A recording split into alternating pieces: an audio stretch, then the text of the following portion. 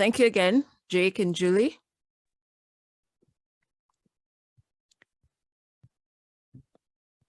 Thank you everyone for being here. For all of you tuned in, my name is Michelle.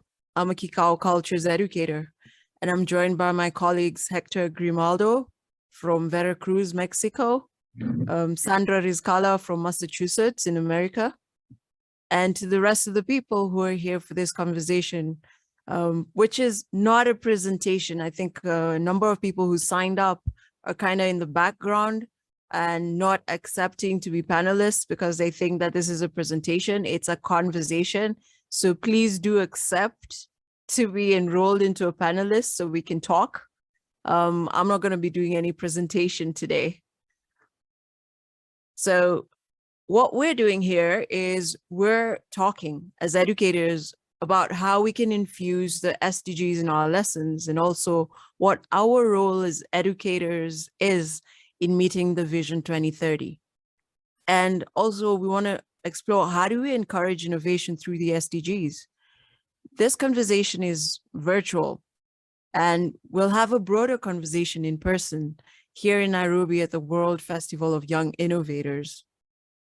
As KIKAO Cultures, we're working closely with our government here in Kenya to see if we can host the World Festival of Young Innovators in Nairobi later this year. We have so many people joining us from America. I see you, Betsabe, from Guatemala, and we're expecting people from Romania, Italy, Albania, Pakistan, Portugal, El Salvador, and also our neighbors in East Africa. So like I said, again, right now we are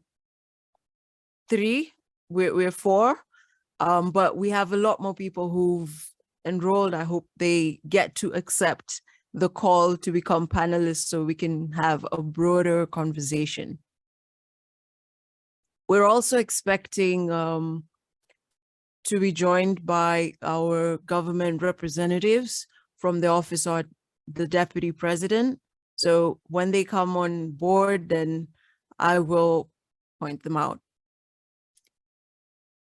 To start us off in this conversation about the SDGs and infusing them in learning to promote innovation, I'll pick one of the goals. If we pick Global Goal 4, under the pillar Lifelong Learning Pathways, going directly to the transformation map, social innovation. In this transformation map, social innovation, we look at one of its pillars, which is systems change. And within it, we break it down further into another transformation map, which is education, skills, and learning. We find that technological innovation has been fundamentally transforming education and updating the skills required for modern work. This is in a bid to build future-ready and pandemic-proof education systems that requires curricula fit for the 21st century, coupled with consistent delivery of wide accessible instruction, solidifying the foundation for a lifetime of adopting and developing new abilities. Specialized education is the focus today, particularly on skills that are in demand in the real world, addressing the disconnect between evolving trends and available talent pools. So when we explore goal number 10, we find that there's also education, skills, and learning as a transformation map under the pillar livelihoods and infrastructure. And the fact is that people rely on whatever services, institutions, and social networks are available to secure their lives and livelihoods. And when we talk about social infrastructure, we look at youth centers, community groups, and when we also look at material infrastructure, we're looking at healthy food, adequate housing.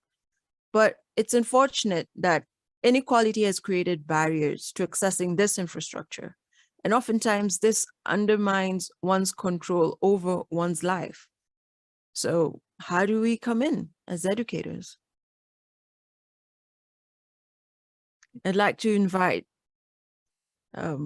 anyone to come and let's conversate. Hi, Michelle. I would like Hi, to Hector. first tell you how impressed I am with your Spanish pronunciation of like our friends from Guatemala and El Salvador. And it's nice to see you and for you to host such great minds here. And the youth that was here earlier, all bouncy and bubbly and excited. It's just shows that there are people young out there, not only ready to listen, but ready to take action. And there is somewhat of a space they need for someone to provide guidance. So going into a bit from my experience, and I'll leave the technological advancements maybe to a friendly face here. Hi, Sandra. So from my experience in Vietnam, I was there for 6 years, and I did a lot of outdoor learning and experience, project-based, hands-on learning. And it was something that the kids enjoyed, obviously, but it was something that they hadn't had a lot of.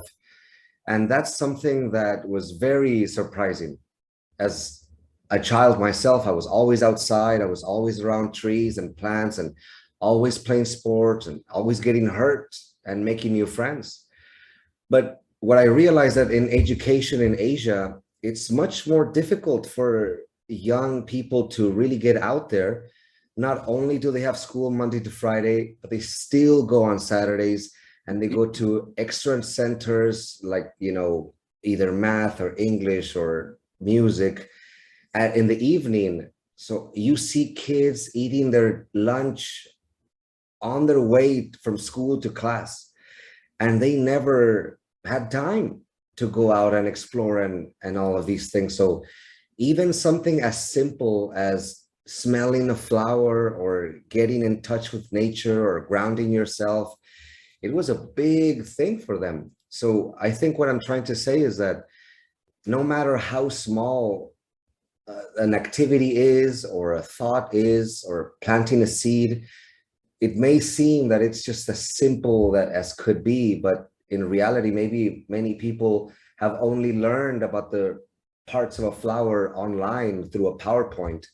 So that would just be a piece of advice from my own experience here in Southeast Asia from the outside learning.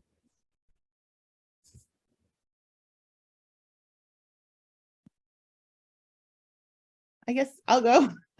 That was really beautiful, Hector. I totally agree. And this is so cool. Thank you so much, Michelle. This is awesome. I guess one of the things I've noticed both in the US and also in my experience with LOL, meeting kids from Vietnam and India, etc., is that there's so much pressure on them. It's sort of like education has this sort of severity around it about being perfect and, achievement and stress and best grades, and all of that is important to, to accomplish in life. But I think at a young age, it can, for many kids, almost have them disconnect from their souls. Like, what is their soul mission, who they are? It doesn't give them the ability to really learn about who they are and what motivates them and what's important to them and what makes them unique. And I think in terms of innovation and the future, oftentimes people who are innovators are non-conformists, they're creatives, they're, a little different. But it seems like in the educational world, many places, that the educational model isn't in line with that. Like, kids who are the future innovators are kind of, there's no place for them, and they disconnect from education, they disconnect from themselves, they disconnect from that special quality that's going to make them an innovator. And I think that there's a place, like, definitely the mainstream hierarchical learners, there's a place for them and we need them for the future. But it doesn't seem like the current educational model has a place for those non-traditional, creative, innovative types. So I think I really feel like we need to find a way to give them the space to find their gifts, to value them, and a type of model that encourages that creative thinking and individuality. I think compassion and kindness and all those things are love, like that, all that stuff is vital to innovation, and I noticed that kids are craving that. Like in our LOL meetings that we have with Hector and Michelle, they crave that, and they're like flowers, that it's like the love is like rain and sun, and they just blossom with it. And I think that's the hope. Yeah, creating this welcoming environment for them to loosen up, to feel safe, to not be afraid of making mistakes and all of that. Very well said, Sandra. Yeah, well, it's actually quite interesting to be able to hear these perspectives from different parts of the world, but essentially they are similar. If you speak to an educator, it's like the same system. It's the same program that the kids are going through, wanting to be heard, wanting to be giving attention, wanting to be relevant. And a lot of times it's kind of put like, you start school, go through school, finish school, and then you'll figure out what you want to be later. But that's not what the society today is. We're living in the information age where a kid as young as 1.5 is given a smartphone, and they can already figure out where the games are, and where, if they get their hands onto Instagram or any of these other sites, then they are right at home with that phone, and they can be sitting there with that phone for hours. And this is a 1.5-year-old toddler. So what about the 5, 6, 7, 8-year-olds going up to teenagers? Like, how do we make sure that we engage them in what is relevant and how they can be relevant in today? Betsabe, I'd love to hear what you have to say. I was waiting for that. Thank you so much. First of all, I feel so honored and happy to have been invited and meet such wonderful panel. Thank you so much for the invitation. I really love what you all have mentioned. And one thing that I would like to add, and this is my experience, what I live here in Central America, in the Americas, in Latin America, as an educator. Something backing up what Sandra was saying made me think of how important it is to help our kids, our students, empathize with the reality, empathize with the context. Sandra said words such as kindness, understanding, these are things that we have to be open to share and transmit to our students. Going back a little bit to the SDGs, those are things that they're not gonna be talking about at home. Those are conversations that we have to promote in our classrooms. And again, Sandra mentioned the system, the education system in our countries, at least in Latin America, which is a bit square still, the teacher-centered, and not because the teacher wants to be, but because of how the situation, and again, the context, and how other factors such as the lack of resources, the lack of teacher training.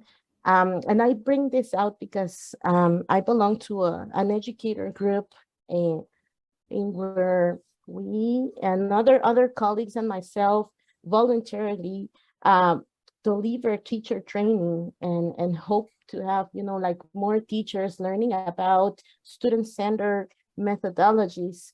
So as to keep our students engaged and motivated, as you were saying, how do we engage them? How do we motivate them? Well, we have to help them learn about this reality, learn about their context, what's happening out there. A lot of times our kids, our students come from homes where they just live in a bubble. They don't know what's happening out there. And when you start showing them what the reality looks out there, they start becoming interested. And we have those innovator minds, those little minds that are always curious about doing something, discovering something. That reality is going to get to them. And those are the little ones that are going to want to do something different.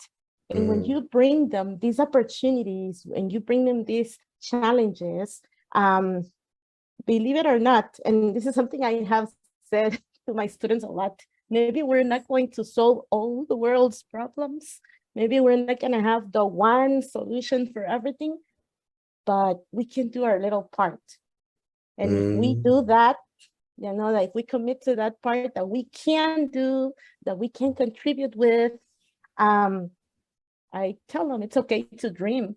As Hector was saying, it's okay to make mistakes. Maybe your solution or your proposal is not going to be the one definite solution, but we can try. And if we design in our classrooms, you know, activities in which we can deliver the content that we're supposed to deliver, because yes, there's a curriculum that we have to comply with because, you know, that's what the system tells us to do. We have to teach this A to Z, okay, we can do that.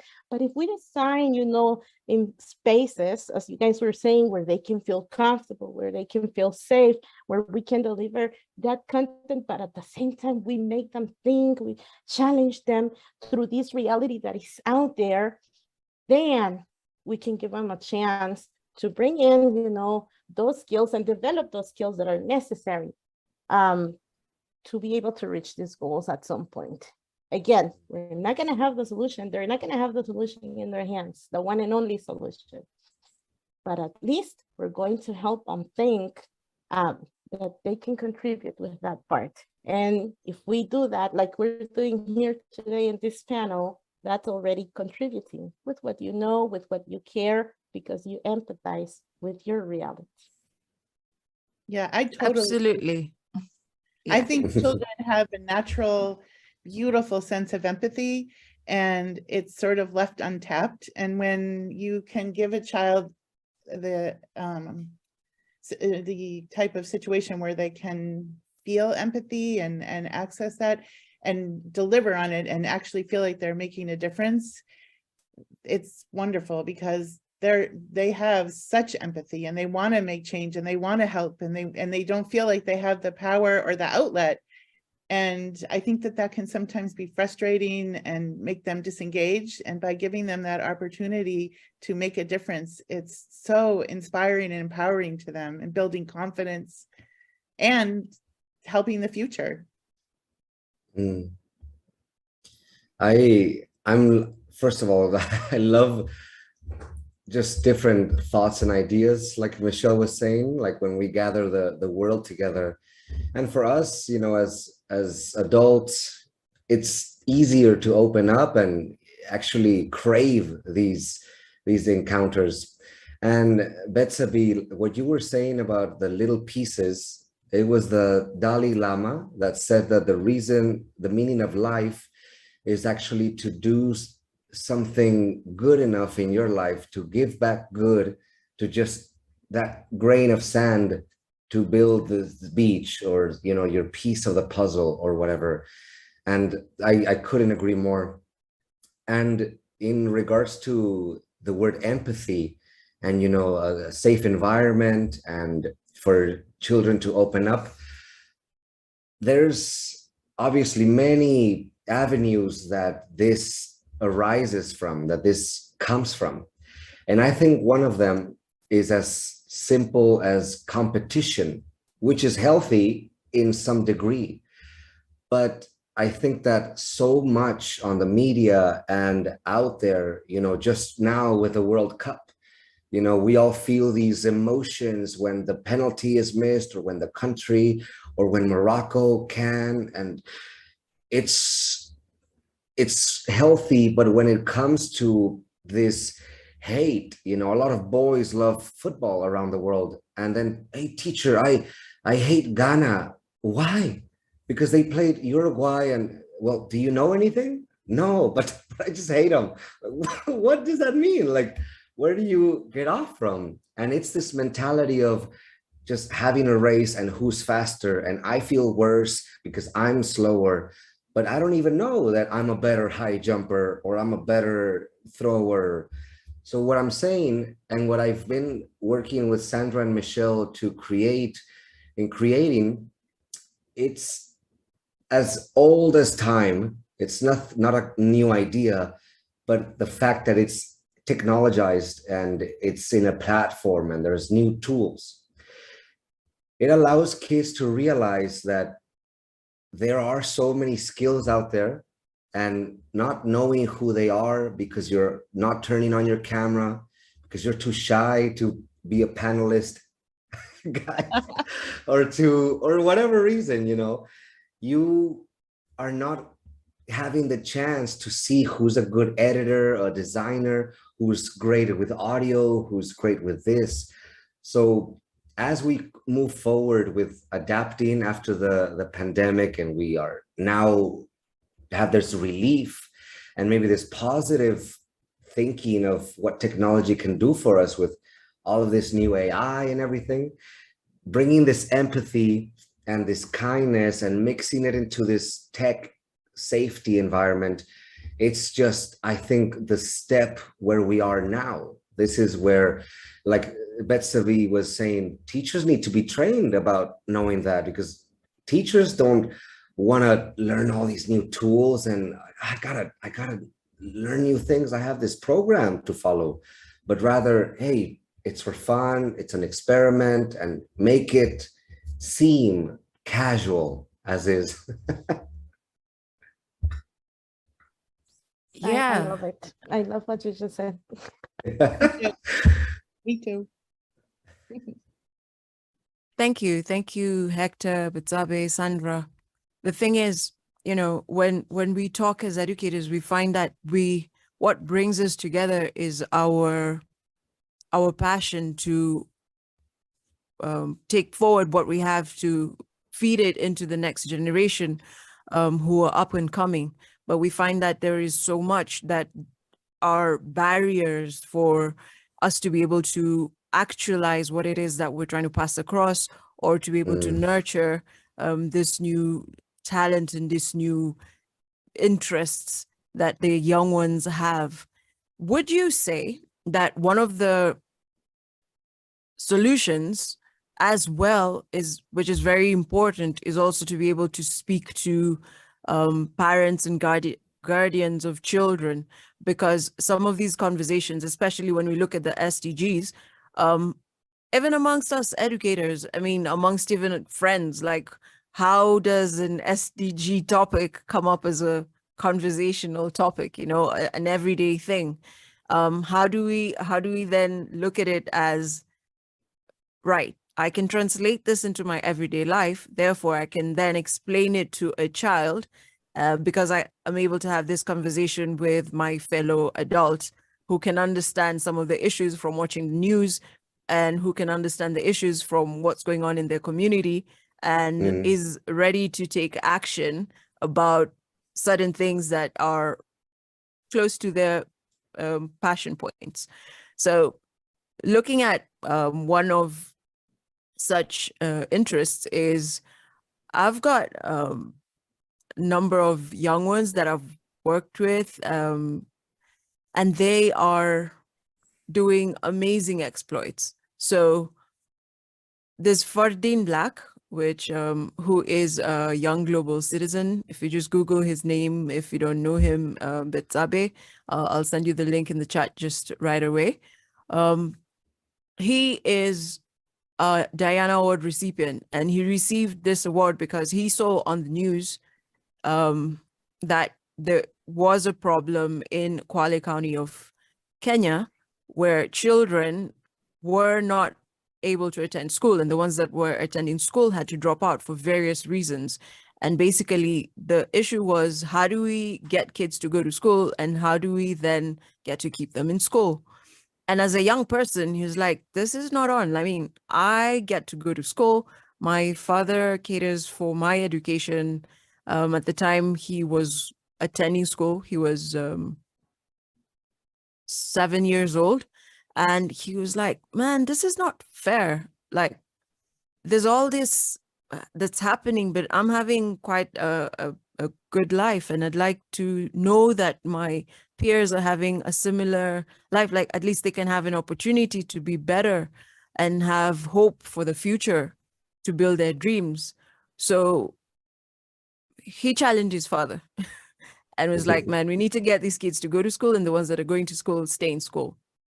And from that, they set up a football team. So together we've been managed to be able to get more than 180, more than 250 kids today, both boys and girls, between the ages of under 7 to under 16, to enroll in the football team. And then because that is their passion, they like to play, the rules of the game is you need to be attending school. And then once you attend school, there is the coaches and the rest of the mentors for the kids who are making sure that they do stay in school. But the most important is, in a community, you cannot deal with the child alone. You have to be able to deal with the whole community. So first is you have to deal with the child's home.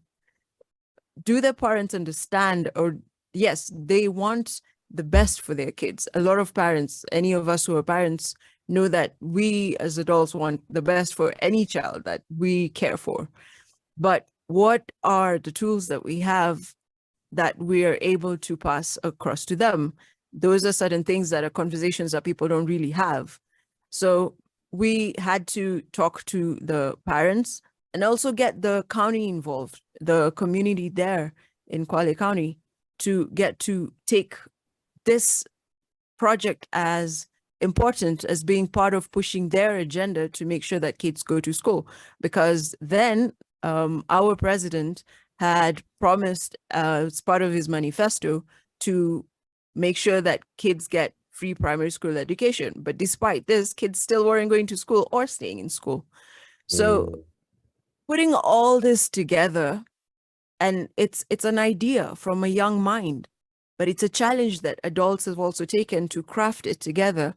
And then young people are benefiting from it. And that has spurred more. So today you've met me as KIKAO Cultures, and KIKAO Cultures is a birth project of the sister of Fardeen, who was like, look, my brother got an award, so I think I want that too. But I also want to help other kids. And so she knew that Fardeen was pushing Global Goal 4, but she wondered, okay, so I want to do something in that line, but about the SDGs, let me see, how many of my friends can I talk to about the SDGs and what do they actually know? When she did her research, just simple conversations, nobody really knew much about it, not even adults. And that's not just in Africa, because if you watch in the news, a lot of the focus is on bettering Africa and developing countries. But in the reality is where we're from. Even in America, there are issues with kids getting to go to school and stay in school. There are issues with kids not having the right tools to be able to be equipped in the 21st century to be able to thrive. And then there is also a lot of information out there that is readily available, but who is actually sitting with kids to be able to check, okay, so what are your interests and what time do you take online and what is it that you're gravitating towards that we can use to build a passion out of, and something that you find as a purpose that will, one, give you purpose for wanting to learn more, give you, and because of wanting to learn more, so you either want to go to school to get more serious about the amount of time that you spend there and the value for the time that you actually spend in these spaces. And two, the purpose for waking up each morning to see that, look, I have this that is my interest, but this can get me to this level.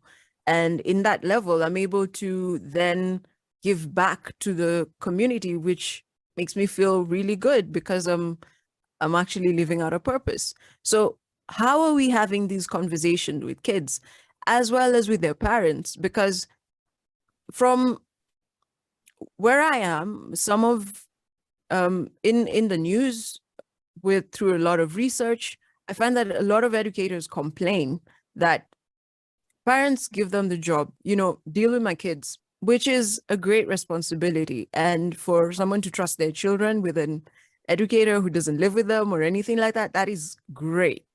However, it's kind of left to the educator to figure out what this child wants and make them something, but it should actually be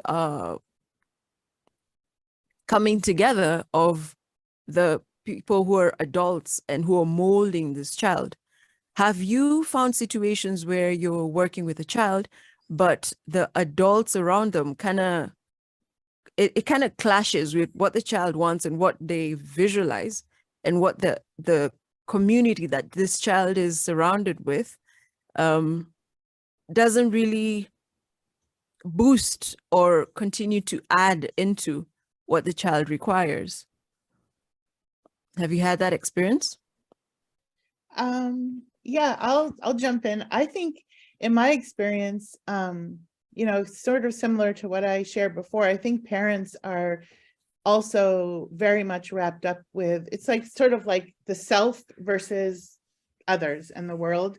And I think parents are so worried for their children to be successful that they are very focused on this sort of goal of achievement that I don't even know if they understand what that even means, but it's very much self-oriented and not really thinking about the world in general, about how this education will impact the world. It's more about my child is great versus what is my child's gifts that they can give to the world. And I think that it's not malice, it's more fear-based. And I think if we can let parents sort of feel less anxious about the future of their children and be able to just value the uniqueness of each child and sort of focus on like the SDGs and global issues, and then less on the self and more on the world. And at my experience, in addition to LOL as a music program, is using music in this way. And I noticed that when parents observe this sort of non-hierarchical, non-competitive, sort of altruistic atmosphere, there's a huge sense of relief. And then they almost have more trust in their child in the end, that they kind of like get off that like race to perfection and can take a deep breath and value the essence of their child and have faith in them and sort of faith in their future. I don't know if that makes sense, but it does. It really does. And, we keep coming back to the same words, right? Competition equals fear. Like that's the source of why it is. And it's the parents are not to blame here, because we were taught to grow up with this fear. The world is not fair. It's one each man for himself, and all of these things that just live in our head. Maybe we won't see this like change in our lifetime, but we are here speaking about it, and we are giving our thought to it, and bringing up a little project that I grew involved with in Vietnam. It's called Link Power. And I think that the whole idea based of it is just what could be the solution to this community empathy. And what it simply means, and we've all thought about it, is connecting these experts, like the volunteers for the football team, the volunteers for plugged in from music, and these talents. Because then, Michelle, the solution is met to where this volunteer isn't weighed on with the responsibility of who is this child, what are his, like, how is he raised, what does he know? It doesn't fall to that anymore, because you're linking the community by their interests, by their free time, and by giving each other back. Because as the kid is going to school, the community is rewarding him. Hey, now you have a choice. Do you want to go to a football team? Do you want to go to a music group? Do you want to go do whatever? And as a volunteer, there's plenty of people out there just like us today. We're here just because it's fun and it's stimulating. But the problem is that these experts are not finding the platforms, or they have just simply no idea what steps to take to put themselves out there, to be discovered. Because I'm sure any like football coach would love to have like a team or a group of 250 kids that he can try things out with and develop his own skills and just give an hour or two of his week away. And now he's feeling accomplished, the kids are feeling rewarded, and it's this circle of a holistic community of, you know, be empathetic, you have a choice to grow, and the parents would just grow to see that and let go of the pedal of this race, like you say, Sandra. And I'm sure, you know, there is this creation of these platforms. You know, KIKAO Culture is doing a great job of doing it with the youth and bringing us together today. And all of us are putting our little piece here and there. But there's still this overwhelmingness of like Instagram, Snapchat, Facebook, data. Now there's AI coming in, and there's this email. Is it still a thing? And it's so like overwhelming, you know. And for this cause, for the SDGs, I think KIKAO is a very big pioneer into a platform that brings together the youth to be heard, and is bringing us today, like the volunteers or the facilitators, to find each other. So true. Absolutely, absolutely. So the thing about the SDGs is, first off, we need to be able to relate with it, as make it tangible. Tangible in terms of, look, if we're talking about I'm at home, so what is it that relates with SDGs? Right now I'm in a room where there's fantastic lighting, so that means energy has been used, that means electricity, so that already gravitates me towards SDG 7, which we're talking about energy, sustainable energy consumption. And then it gets me thinking, so what does sustainable energy entail? How is this electricity generated? As adults, it's easy for us to count, okay, so we've probably got power stations, we either do hydroelectricity generation, which is what we, how we get our electricity here in Kenya, either that or solar power, and windmills are coming in more now as well. There's geoelectric power plants as well. So knowing that, and that comes from research, but it comes from, okay, so how do I get my electricity? And what happens? Do we get a lot of power cuts? How do we avoid this? What's a better option? Like, if we are putting ourselves in an international space, that means that we got to be able to reach each other around the clock, which means I probably need internet, I need lighting to be able to have such a Zoom call with my counterparts all over the world, or with the students that I'm dealing with. So when it comes to power, I need to get on a program that allows me to have this power full time. Is solar energy a thing? Do I need to engage wind energy? And then again, as an individual, you look at, what's the budget for me? What does all this entail? What's the short-term, long-term goal? But that's as an adult. But we can easily get kids interested in things like this. It's like, wait a minute, we're using electricity right now. Did you know that this relates to Global Goal 7? And right now we're also on Zoom. That is because of technology and innovation. There are people who sat somewhere and decided that there needs to be a way for people to be able to see each other in real time, and then be able to speak to each other, almost to the point where it feels so real. That is under Global Goal 9, technology and innovation and infrastructure, you know. And we probably live in a city or in the country, which if it's in the city, then that's sustainable cities, Global Goal 11. So already, if we break it down into simple factions like that, it becomes very, very tangible. Then we can break down certain issues every day. If we look at the food that we eat on a daily basis, there are people who do 1 meal a day, others do 2 meals a day, others do 3 meals, or however your eating program is. How do I get my food? Where does it come from? How is it? Is it organic? Is it sustainable? You know, you get to start getting aware of these things.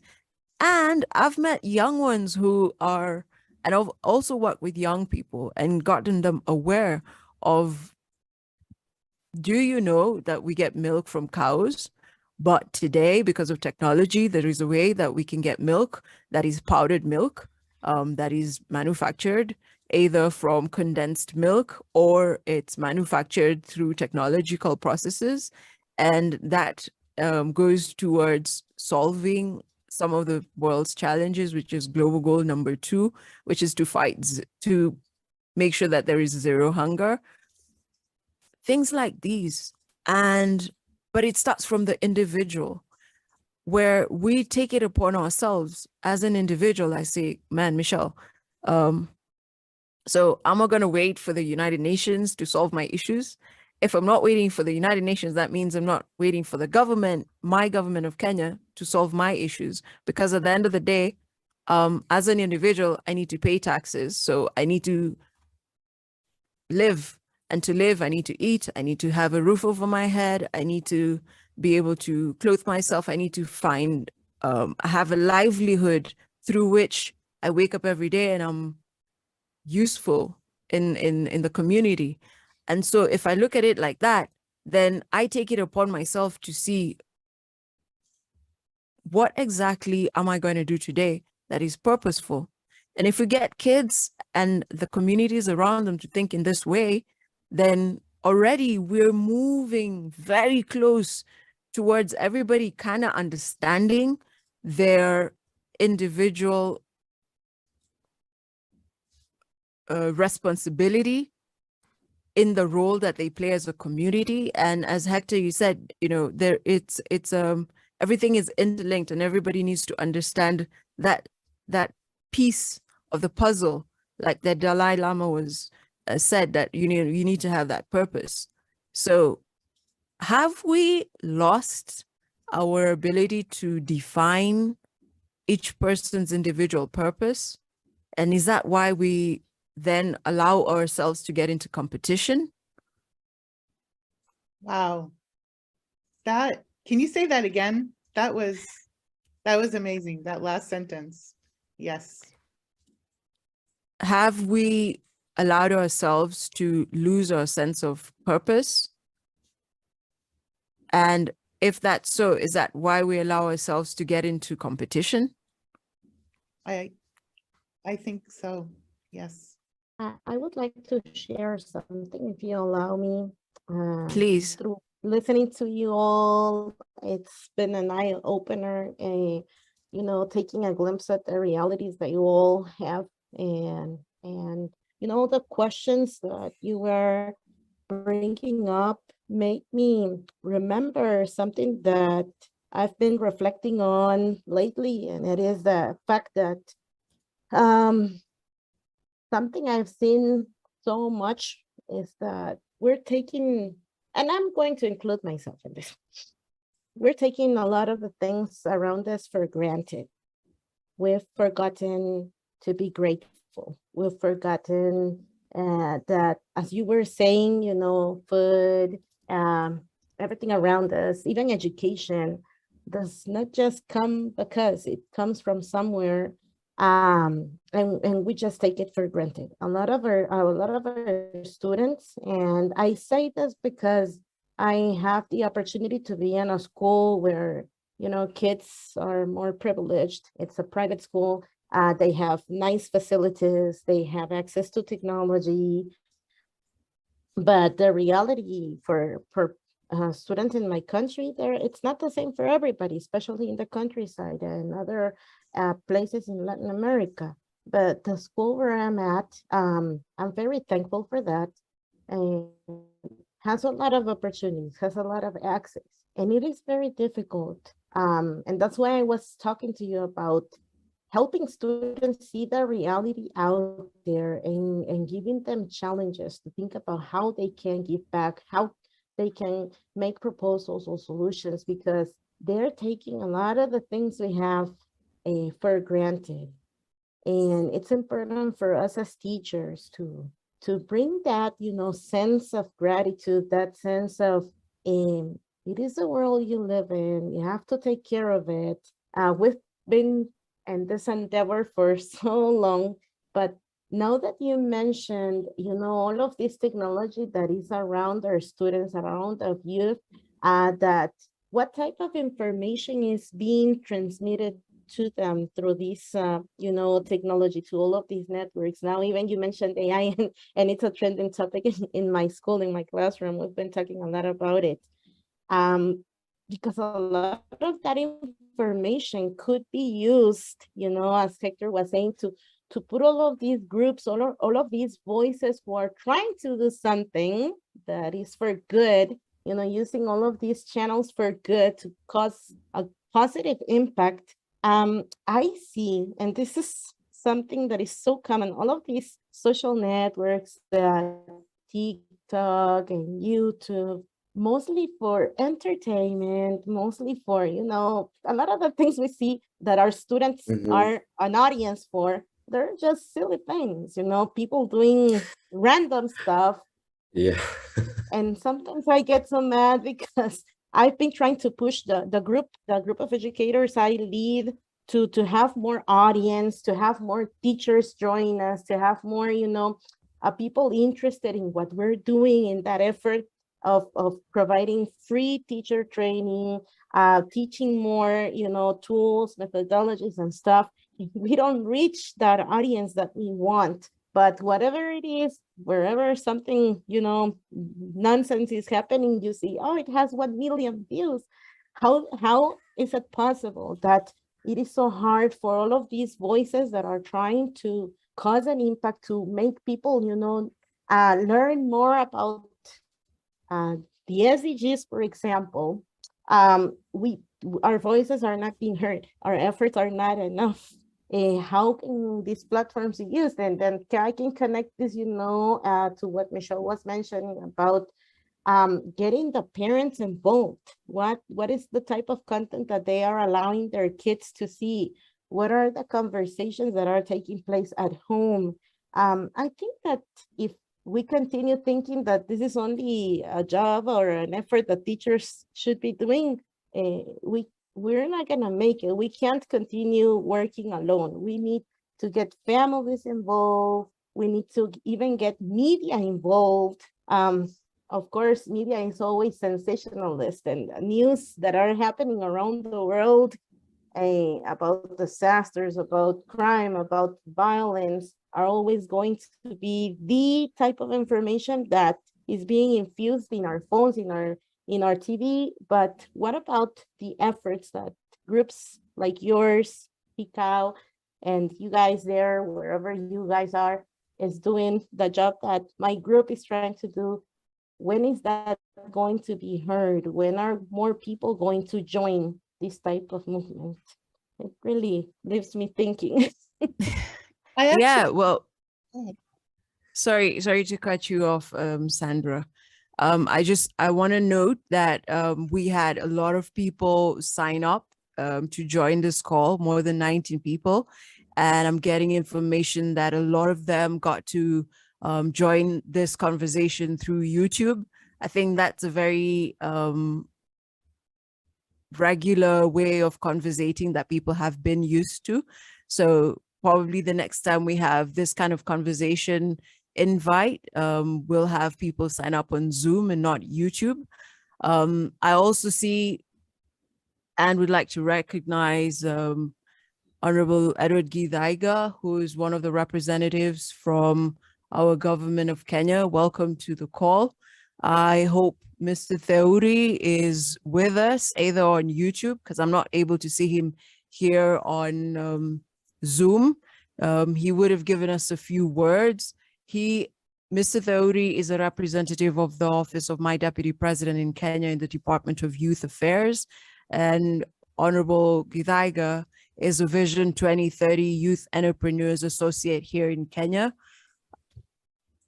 I would like to also welcome Starlena. Welcome. So essentially what we've talked about, and we're kind of gearing up towards the end of this conversation. We only have like 1 hour to do this, and we're kind of really eating it up fast because we could talk a lot about so many things. But this is where we come in. I mean, there's things like virtual assistants when you talk about artificial intelligence, and it's a mammoth topic.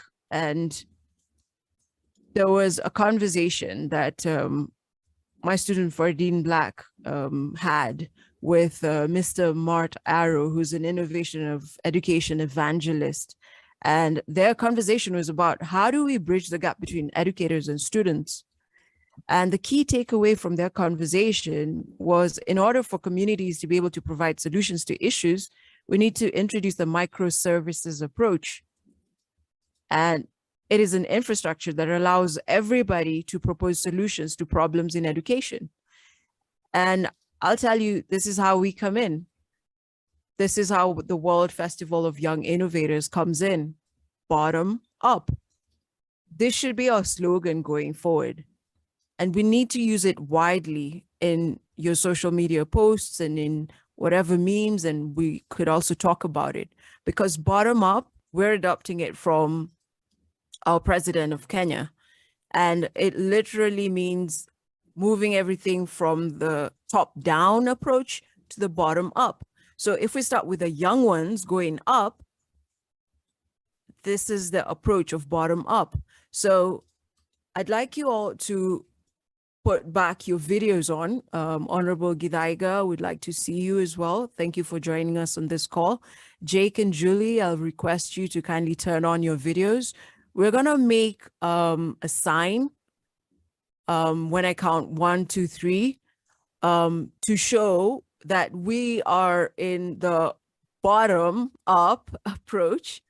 And this is in allegiance with our president here in Kenya. And it's also in allegiance with the United Nations agenda, because in the United Nations General Assembly last year in September in New York, they agreed that the most important approach that a lot of people have been missing, and which was the missing link, was the bottom-up approach. And so we're gonna just do a sign. So I'm counting 1, 2, 3. So on 3, let's go. 1, 2, 3. Everybody, bottom up, bottom up, bottom up. Yes, and I'd like you to remember this sign. And as you remember it, also share it. Share it with the communities around you, your friends, your young ones that you're educating, in your social media. Let it go viral, because we're building the energy to have greater conversations about what education could be for the 21st century learner going forward through the World Festival of Young Innovators. And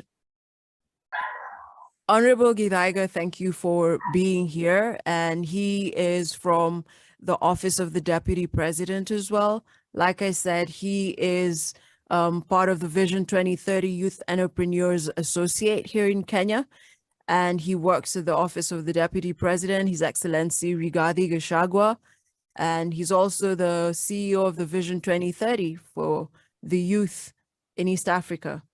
So I'd like to give you this space, Honorable Gidaiga, to give us just a word and give us your final remarks. Because you've been able to come in, and we're grateful that you could make it and that we can see each other, and our partners and well-wishers and fellow educators from around the world watching us are glad that, you know, we could have this platform. So I'll give you the space. Welcome.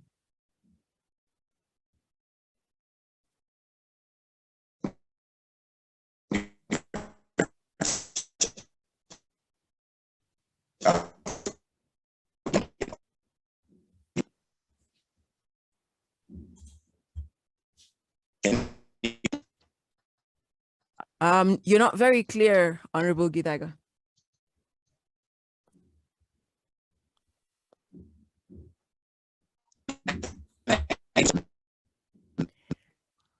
I can actually get There's feedback on your end.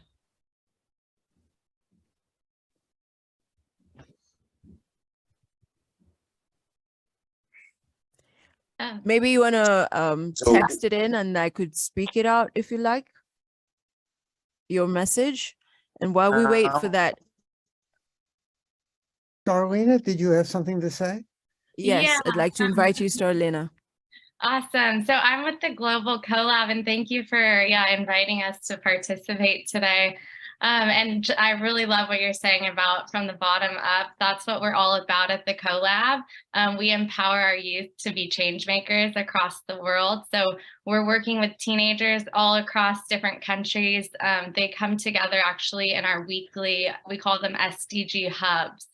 So they really decide what they're passionate about, and then they join a hub, whether that be on zero hunger or on climate action, on racial justice. There's all these really great hubs that they can join and build projects together.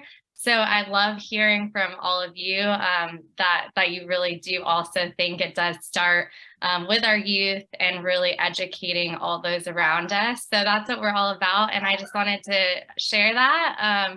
And we are actually hosting a video challenge that we do every year for teens to showcase their dream with the world. So I'll drop some links in the chat so you can check that out and share it with your network. But thanks, for all the great words that were spoken today. It really resonates with us.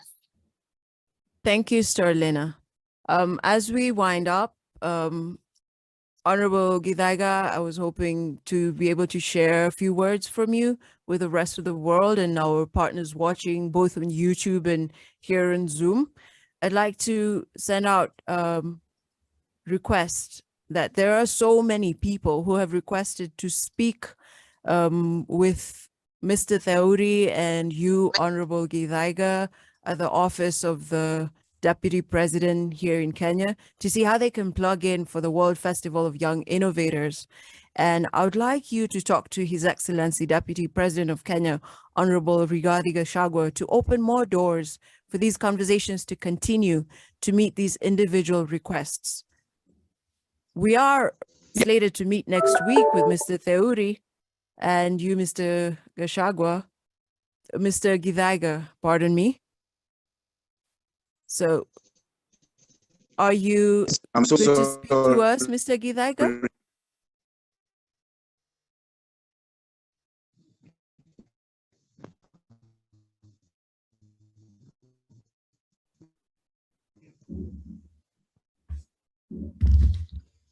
Michelle, Yes. I have a wonderful idea. If he can record something offline, then Julie can take it, and when she does the editing, she can paste it in right here as if he was actually speaking. So if you could ask him to do that and then just send it to Julie, she will make the magic happen. All right, fantastic. Honorable Gidaiga, we'd like to request you to record something, a message for the world, and then we'll include this. This session will be available at the Global Innovation Field Trip on YouTube, as well as at the KIKAO Cultures channel on YouTube. I'd like to thank you all for your time. Thank you, Hector, Sandra, Bitzabe, Sterlena, Honorable Gidaiga, Honorable Theuri, and all our friends, both watching from YouTube and on Zoom, who are not able to come and speak to us face to face here, but who have been listening in. We're looking forward to more conversations about the World Festival of Young Innovators. Thank you, Jake and Julie, for this time. Thank you. Thank you. Thank you to everyone. This is wonderful.